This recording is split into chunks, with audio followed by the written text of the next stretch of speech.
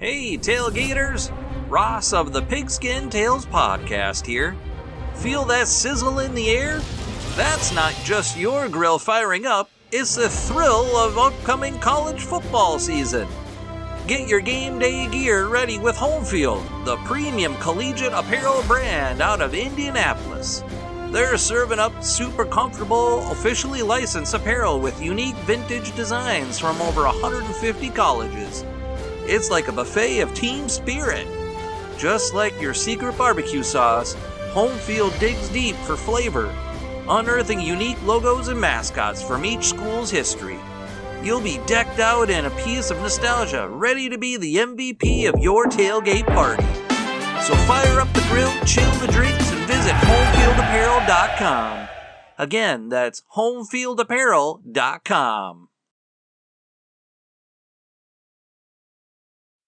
We'd like to welcome everybody back to the Football's Family Podcast. And I want to say this. Today marks my 100th episode that I have released. I cannot believe it, but it's been 100 episodes since I started this. And I've enjoyed 99.9% of it. The only thing I don't enjoy is Zoom when it doesn't want to work. That's pretty much it. I had some great episodes, some great guests, some great books that I've read, and some great interviews that I've had of people just like you who love football. But today, I wanted to take this 100th episode and make it a little bit special. Today is May the 10th. It actually is my grandmother's 90th birthday, so she is very happy about that. But today is Mental Health Awareness Month, and if you've followed me for any length, you know that I deal with that a lot in this podcast. I've been honest and upfront with my struggles with depression and anxiety. Depression especially. I told you that my children have those problems as well. It's nothing that has stopped them, but it's something that is kind of interferes with life. And the one thing I've always wanted with this is for people to break the stigma, to end the stigma, whatever you want to call it, that mental health is not a problem. You know, people say, well, it's not something to get involved with. Well, break that stigma, end that stigma. It's something that needs to be dealt with. I have a quote here. It says, remove the idea that if I suffer below my neck, it's legit. But not if I suffer above the neck. It's, you know, if you're sick, if you've got cancer, if you got this or that, you go to the doctor to get fixed. And we think mental health is not part of that. It's a stigma that needs to be removed. I've been watching a lot of videos lately talking about, especially for men. One video I watched asked a bunch of men, who can you talk to about your problems? And they said, no one's going to listen, because we have this notion in our society, even now, that men do not need any help or anything like that. And you say, well, why is that the case? You would figure that men need it just as much as women.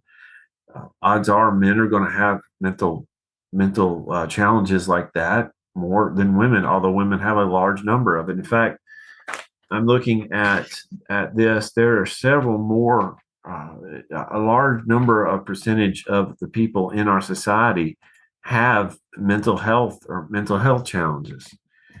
But one thing that I want to do, I'm going to pull up a website here. It's statistics on mental health. And I want to read this to you here in particular. When people talk about mental health, we get this image of somebody who is literally going crazy, that they need to be put in a padded room. But according to NIMH.nih.gov, it says mental illnesses are common in the United States. It's estimated that more than 1 in 5 U.S. adults live with mental illness. That is 57.8 million in this country alone in 2021. It can go from severity ranging from mild to moderate to severe. Any of those could be just as bad. Even mild mental challenges like that can be rough. But when it gets severe, it's awful. And we kind of view it as out of sight, out of mind. You don't talk about it. It's not that big of a deal. I have had people that I've told you will quote Bible verses to me because I'm a preacher. I said, well, you should know this. Just be anxious in nothing, but in everything with prayer and supplication, make a request made known to God. That solves it right there. Just tell me that I need to be praying more, and it works. And to be honest, I'm a Christian. I'm a believer. But even if I pray and pray and pray, sometimes that doesn't go away. I was driving by a church earlier today, and it says, I'm too blessed to be depressed. Well, you know what that does? It says, if you think that you're blessed, you will not be depressed. So if people are depressed and they say, well, God's not blessing me, or I'm not appreciating my blessing too much, those things backfire. Those things backfire. That's one reason why I wanted to talk about this today. When you talk about it, May is Mental Health Awareness Month. You have a green ribbon and you wear green to remind you that there are people out there that their battles are not seen on the surface. If you're sick, people can see that you're sick. If you got a broken arm, you're wearing a cast. Most battles that people fight with mental health challenges are below the surface. And sometimes they're embarrassed to even say anything about it. But last year, May 25th, and I've been on Arnie's show, and I've been on a couple other. I was on Sad Times with Kevin Crispin on Fourth Hand Podcasting Corporation there. May 25th last year, my wife called me. I was in another room getting ready to go to church, and she said, "Your son's door is locked. He will not open it." And I literally broke the door down to go in there and see my son with a gun in his hand, dead on the bed. My son of 17 years committed suicide, and it'd be about a year. It's almost in 15 days. It'd be a year. I know suicide is one of the leading factors of death, especially for people his age. But the one thing that I found when I was dealing with this and with the repercussions of it is people they have some issues with how to deal with me and my wife and my daughters. They had some things about, do we talk about it? Do we hug them? In fact, I went into Casey's here in Waverly, and I was ordering. This young lady said, how are you doing today? I'm okay. I think it was just a couple months after Connor died. I'm okay. And she said, what about Connor and suicide? She whispered, we're in a small town. Everybody knows when I pull up, I've got his name on the back of my truck. I have a tattoo of his initials and a semicolon on my arm. I wrote in the local paper about my son. Everybody knows that. Everybody knew our business before. I mean, when it went out on the sheriff's, they went out on 911. Hundreds of people in town knew immediately because they didn't have anything better to do than listen to 911. It's sad. Suicide is something that we kind of push under the rug. We don't want to talk about it. I don't mind talking about it. I have problems, and I'll be honest with y'all, I have problems. I want to know why you did it. But the more I study about psychology and the more I study about counseling and suicide and everything like that, the more I realize he probably didn't know. Maybe you've been in that situation where you looked down the barrel of a gun. I've never done that, but I've looked to make a traffic accident look like me purposely going off the road look like a traffic accident. I've been there. I drove 2 hours without even realizing I drove 2 hours. I understand, sort of. My wife and my daughters, I had to protect them. I'll be honest with you. I protected them. I took all the, I figured out the burial spot for my son. He's near my grandfather, my great grandfathers, and things like that. They're in Centerville, Tennessee. I found the preacher. I found the spot. I knew what I needed to do. I put on a protective role because that's what I thought I needed to do. But here's the problem. By doing that, I pushed aside what it's like to grieve. My grief was stunted because I thought, because I'm a preacher, because I'm a dad, because I'm all these things, that I had to put on a face. I went back to work within a month. Well, maybe not even a month, maybe 3 weeks after Hunter died. I went back to work. Come to find out, January this year, I lost it. Things were making me cry. Things were making me, yeah. I did a funeral. I went to go visit a man that I loved. He was dying, and I lost it. And I had people say, "Oh, you don't need to be crying here." And I was like, "No, I'm finally dealing with my son's death, and it's coming out in how I react to other people's death and their pending death." And people look at you and say, "Well, you're male. You're not supposed to cry."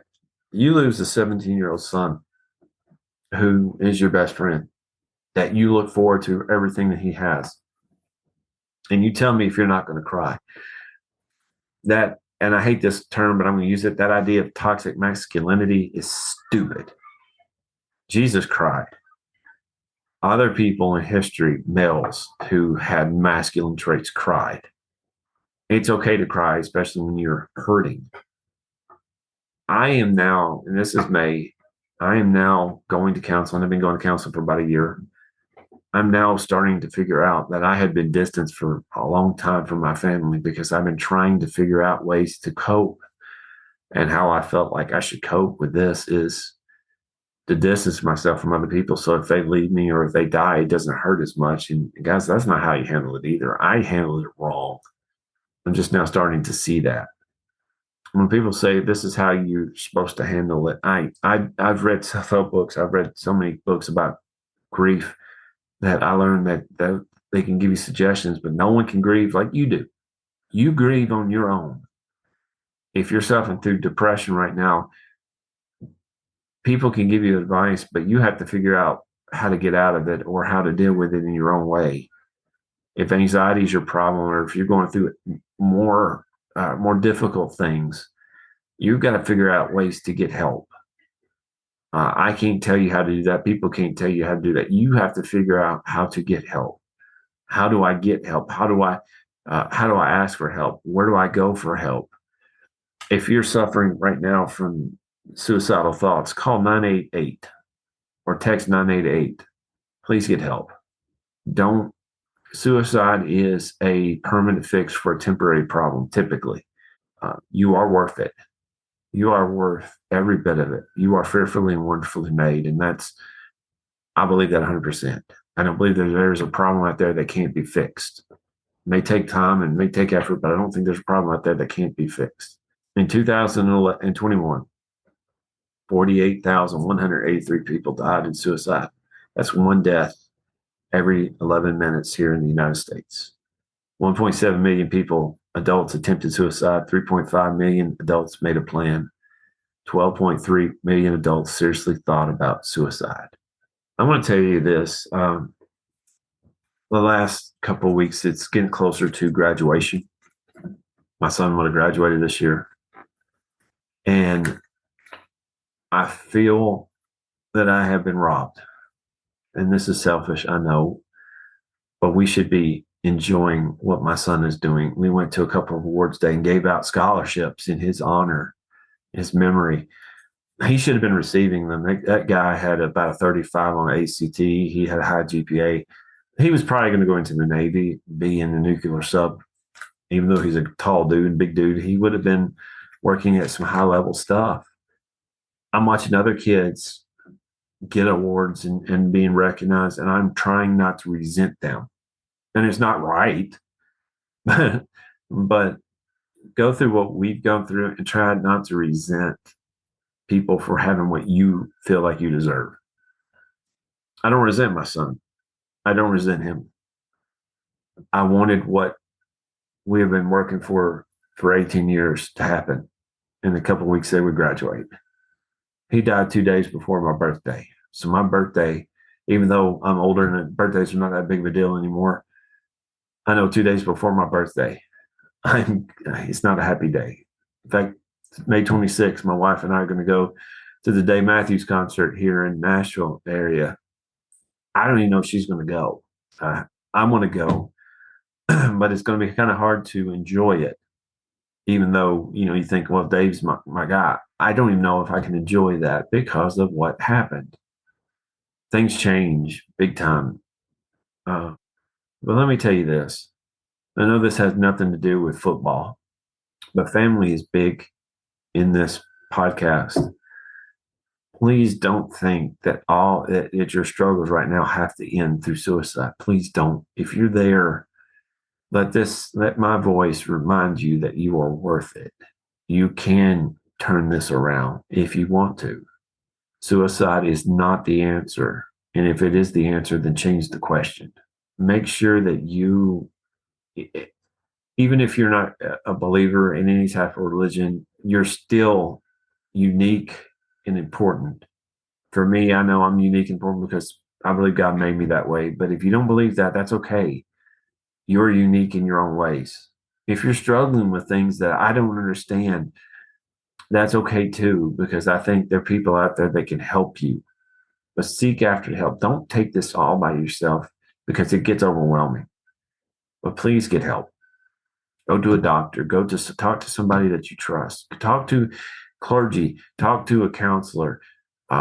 Maybe medicine is in your future. Please also remember that if you're taking medicine right now, don't miss a dose of your medicine because it gets hard to get back in your system. May is Mental Health Month. It's a good time to start, but it's not something that you need to end simply because May ends. Now, I want to thank you for listening. Next time, we'll talk some football. The draft just happened. We'll talk some football next time. But keep in mind, you are worth it. Thank you. Hey there, sports history fan. This is Arnie Chapman, aka the Football History Dude, and I wanted to thank you for stopping by to listen to another episode here on the Sports History Network. Our podcasters are passionate about uncovering and sharing sports stories from yesteryear. And if you didn't know it already, we have over 30 shows across the network covering all sorts of sports history topics.